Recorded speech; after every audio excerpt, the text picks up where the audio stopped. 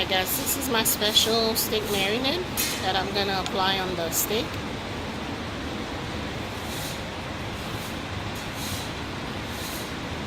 Let it marinate for a few hours. Then you can put that back in the oven, finish cooking. That helps to prevent overcooking your steak. And it will be nice and moist, very flavorful.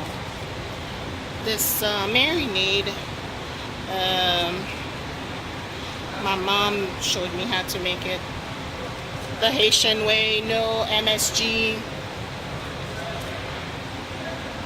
Lots of great flavor. And with the dry rub and the wet marinade, oh my gosh, it's just the perfect steak.